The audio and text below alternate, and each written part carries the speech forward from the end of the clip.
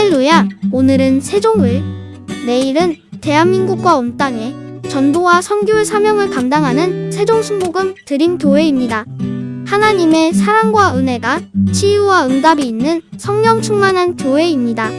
구독과 중보기도로 드림가족이 되어보세요. 오늘도 주 안에서 참 좋은 날입니다. 항상 기도하고 낙심치 말라는 제목으로 은혜를 나누겠습니다. 항상 기도하고 낙심치 말라고 성경에 말씀하십니다. 우리가 분명하게 쉬지 않고 기도함으로 하나님의 손을 움직일 수 있기 때문인 것입니다. 우리들 삶의 배후에 하나님이 섭리하셔서 개인, 가정, 생활, 자녀, 사업, 국가 모두 다 눈에 안 보이는 손길이 그들의 마음으로 작정한 일에 따라 간섭해 오는 것입니다. 그러므로 사람이 마음으로 자기 길을 계획할지라도 그 발걸음을 옮기는 이는 하나님이십니다. 오늘 제가 여러분 앞에서 설교하지만은 저 뒤에 감동을 주시고 말씀을 이끄시는 분은 성령 하나님이신 것입니다. 성령 하나님이 그렇게 하지 아니하시면 아무것도 할 수 없습니다. 그러므로 오직 주님만이 산을 옮기실 수 있다. 그러나 우리는 믿음과 기도를 통해서 주님의 손을 움직일 수가 있다. 주님이 산을 움직이시지만은 우리 기도는 주님의 손을 움직일 수 있다는 것입니다. 성경을 보면 여호수아가 전쟁할 때 모세가 산꼭대기에 서서 여호수아 싸우는 장면을 아래로 바라보고 있으면 전쟁에 이겼습니다. 그러나 팔이 아파서 팔을 내려놓으니까 이스라엘 백성이 졌습니다.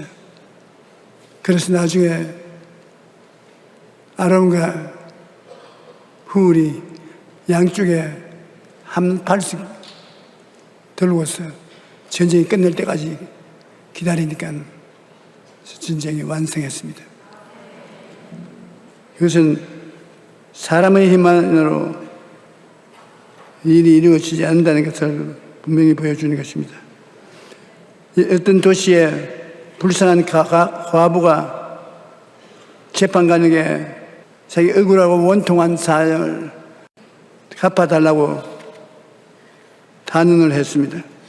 도시에 한 과부가 있어 자주 그에게 가서 내 원수에 대한 나의 원한을 풀어주사되 그가 얼마 동안 듣지 아니하다가 후에 속으로 생각하되 내가 하나님을 두려워하지 않고 사람을 무시하나 이 과부가 나를 번거롭게 하니 내가 그 원한을 풀어주리라.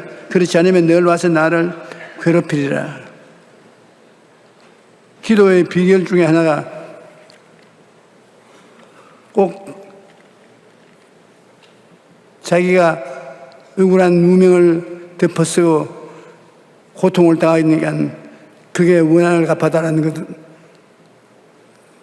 배우의 의미도 있겠지만은 괴롭힐 정도로 꾸준히 가고 또 가고 나중에 견딜 수 없어서 응답을 해준다는 말씀을 주님께서 하셨습니다. 친구가 밤에 여행을 하다가 왔는데 먹을 것이 없어. 이웃집은 다 잠을 자고 있는데 그러나 실례를 무릅쓰고 문을 두드리면서 누구냐? 내 친구가 밤에 여행하다가 우리 집에 왔었는데 먹을 것이 없어. 먹을 것을 안 주면 배가 고파서 이 밤을 못 세울 것인데 떡을 좀 빌려달라고. 아이 여보시오, 지금 밤중에 다 자녀들도 하고 들어와서 잠을 자는데 떡을 달라고 술 하나를 피우면 어떻게 합니까? 내일 아침에 오십시오. 내일 아침 너무 늦습니다. 좀 수고해 주십시오. 못 들은 채 떡떡떡떡떡떡떡떡떡떡떡떡떡떡떡떡 아주 친애하는 이웃이여 자비를 베푸사 나의 애처로운 처지를 도와주소서. 그렇게 해야 들어주는 거 아닙니다. 아니면 귀찮게 만들어야 돼요. 떡떡떡떡떡떡떡떡떡떡떡 아이고 이놈이 떡을 안 얻고는 밤새도록 저렇게 해서 잠을 못 자겠으니 귀찮지만 떡을 줘야 되겠다고. 그래서 일어나서 부엌에 가서 표리한 떡을 갖다 주면서 네가 친구이요 이웃이 때문에 떡을 주는 것이 아니라 시끄러워서 떡을 준다. 우리 주님께서 기도의 비결을 말할 때 이 과부와 함께 밤중에 찾아온 친구를 위해서도 시끄럽게 해야 된다. 왜 여의도 순복음교회 가면 통성 기도할 때 시끄러워서 하나님이 귀가 먹었냐 그렇게 시끄럽게 고함치게 그런 이야기 많이 들었습니다. 하나님은 귀는 안 먹으셨지만 시끄럽게 뜨는 사람을 좋아합니다. 자기의 소원을 이루시기 위하여 목숨을 다 바쳐서 애를 쓸 때 그 진정한 마음을 보고 하나님이 갚아주는 것입니다. 주께서 또 이르시되 불의한 재판관의 말한 것을 들으라. 하물며 하나님께서 그 밤낮 부르짖는 택하신 자들의 원한을 풀어주지 아니하시겠느냐? 그들에게 오래 참으시겠느냐? 내가 너에게 이르노니 속히 그 원한을 풀어주시리라. 그러나 인자가 올 때 세상에서 믿음을 보겠느냐 하시니라. 점점 세상이 각박하게 되어서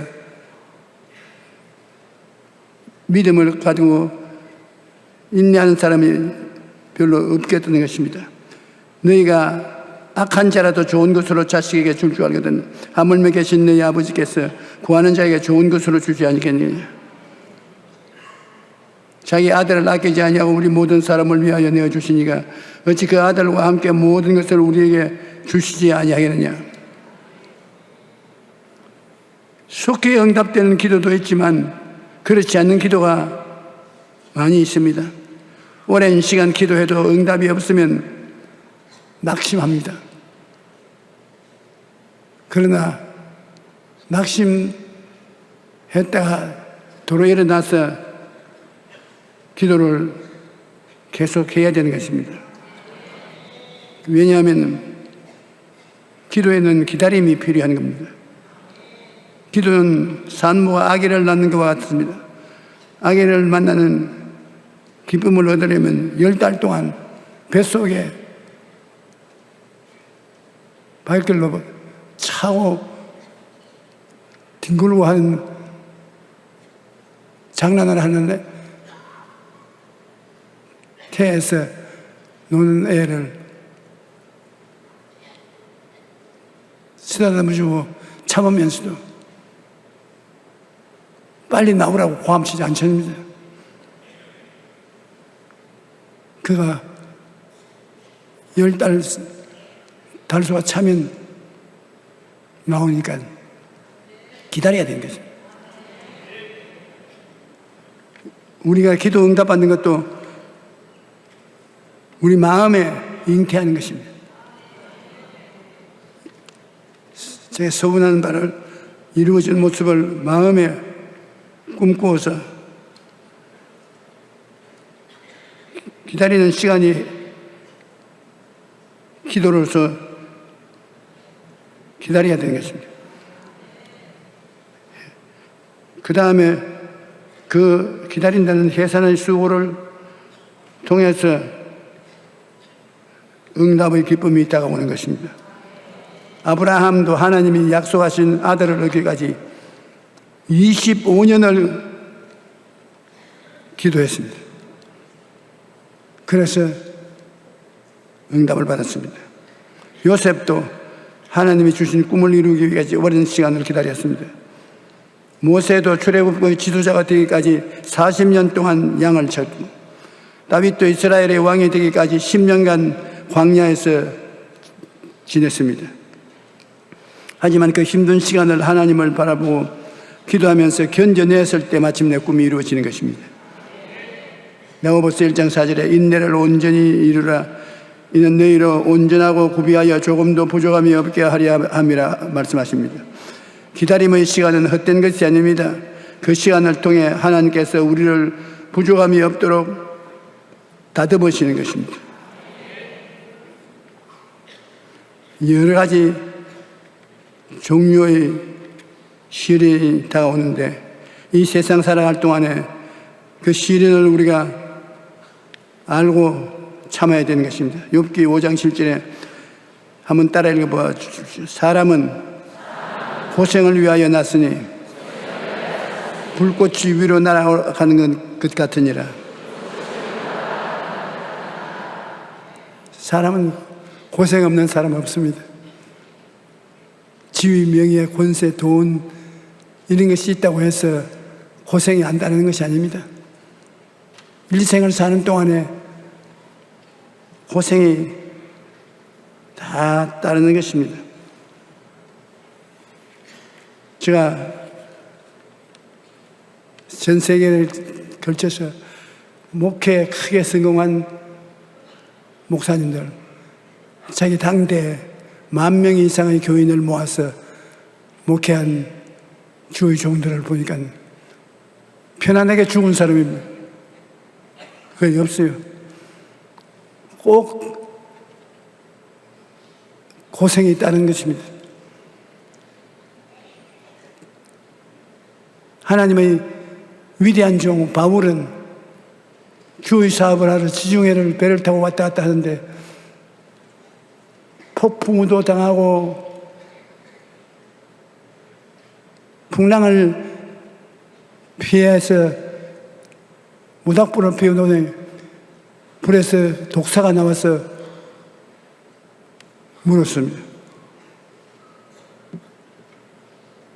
그게 동리에 이질병이 걸린 사람이 많이 있는데 그 사람들 다 고치고 돌아왔습니다. 하나님 사업한다고 해서 편안한 사업을 한 목사는 별로 없습니다. 저희 세대가 지나가고 우리 이영훈 목사님 세대가 지나가고 난 다음에 여의도 순복음교회를 인수해서 목회하는 사람 고생문이 환합니다. 하나님 사업이니까 하지. 자기 명예를 위해서 하는 사람은 어리석은 사람일 것입니다. 하나님은 당신의 제자들을 훈련하실 때도 어려움을 만나게 만들어진 것입니다. 요한복음에 보면 예수께서 눈을 들어 큰 무리가 자기에게로 오는 것을 보시고 빌립에게 이르시되 우리가 어디서 떡을 사서 이 사람들을 먹이겠느냐 하시니 이렇게 말하시면 친히 어떻게 하실지를 알고 빌립을 시험하고자 함이라. 빌립이 대답하되 각 사람으로 조금씩 받게 할지라도 200데나리의 은혜나 떡이 부족하니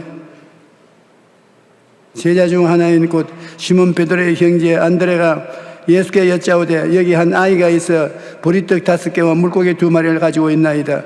그러나 이것이 많은 사람에게 얼마나 되겠나이까. 주님께서 제자를 시험해 봅니다.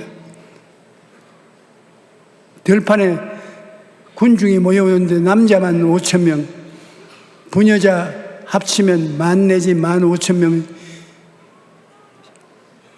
식구들이 모여오는데 어디에서 떡을 사서 그들을 먹일 수 있겠습니까? 아예 빌립은 그는 돈도 없고 떡 살 것도 없다고 말했습니다.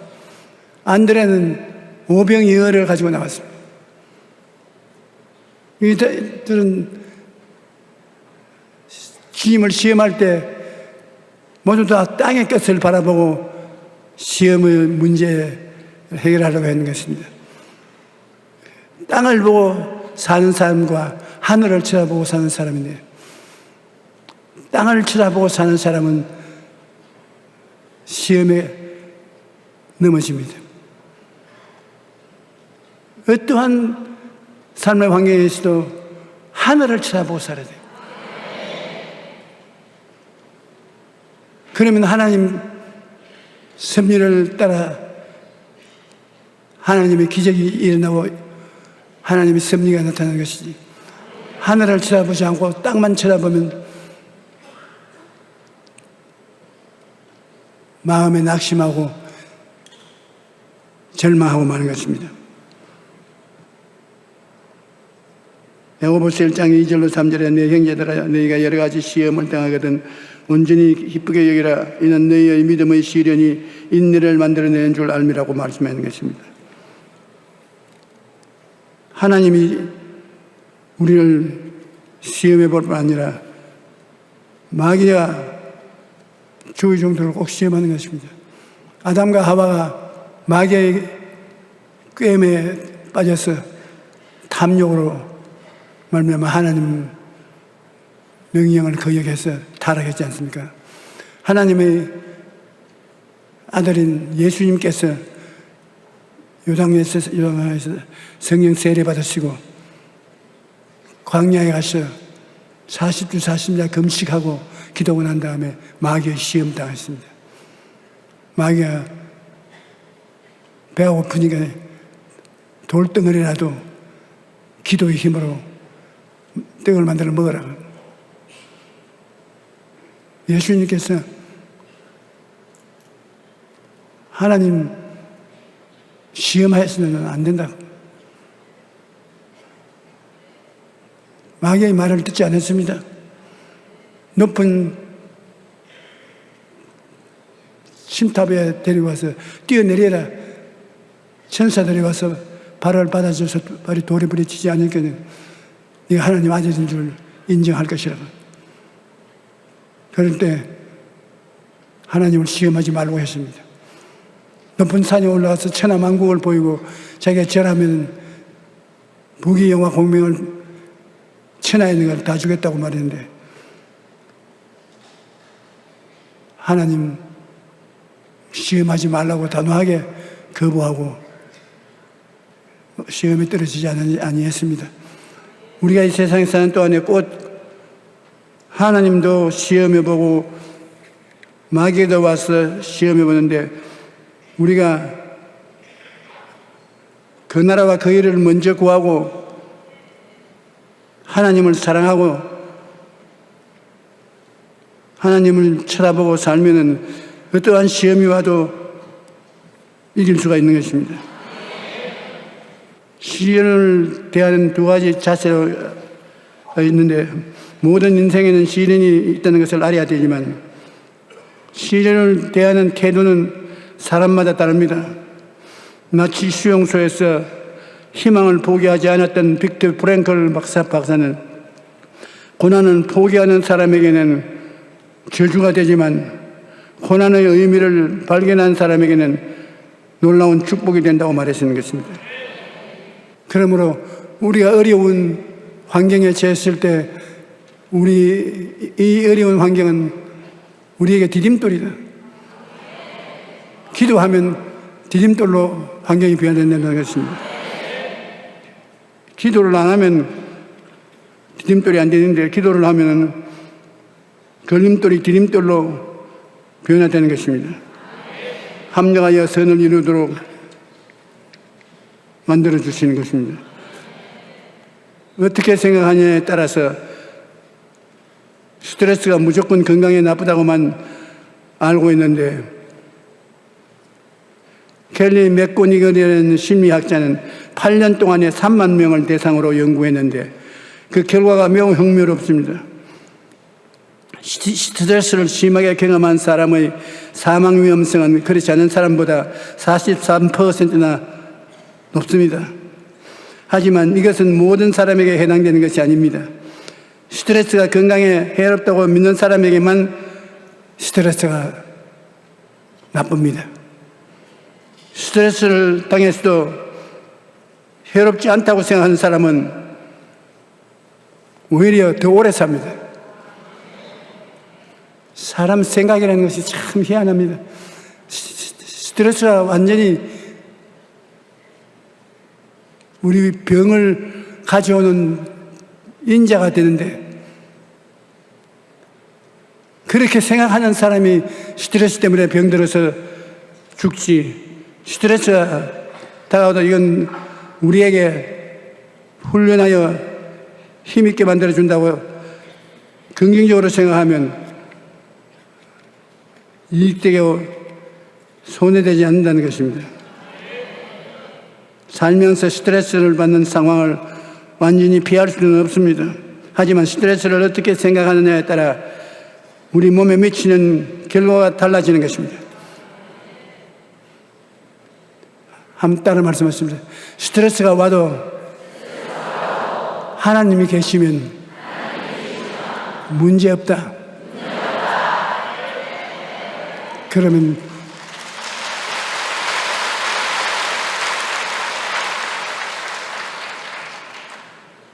우리는 항상 기도하며 끊임없이 하나님의 도우심을 기대하고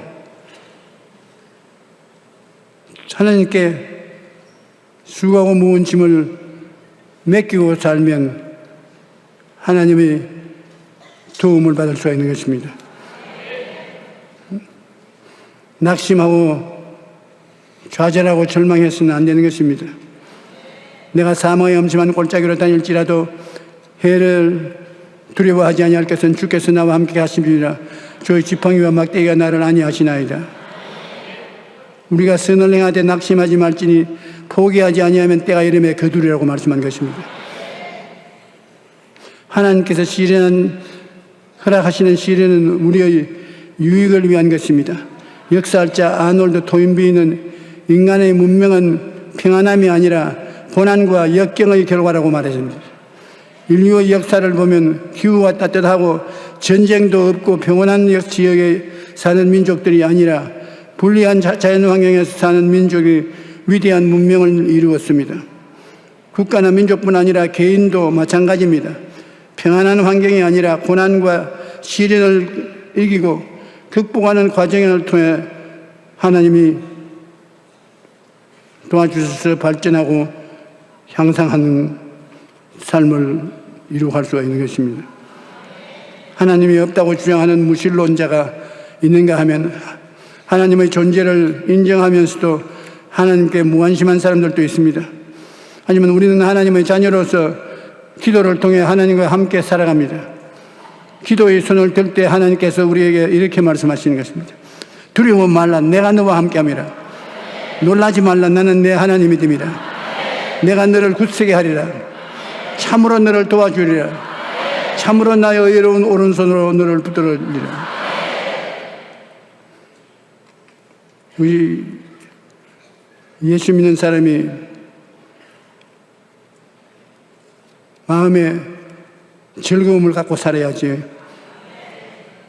마음의 즐거움은 양약이라도 심령의 근심은 뼈를 마르게 한다고 말했는 것입니다.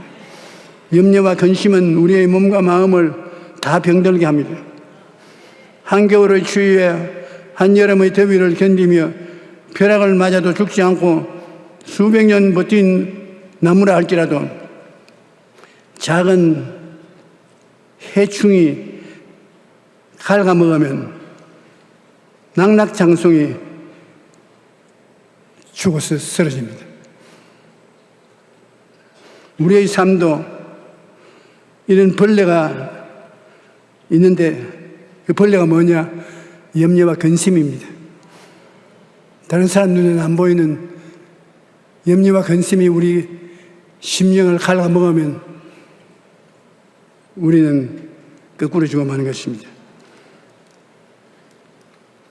염려와 근심을 어떻게 할 것입니까? 염려와 근심을 처리하는 가장 좋은 방법은 하나님께 맡기는 것입니다. 어떻게 맡기는가? 기도로 맡기는 것입니다.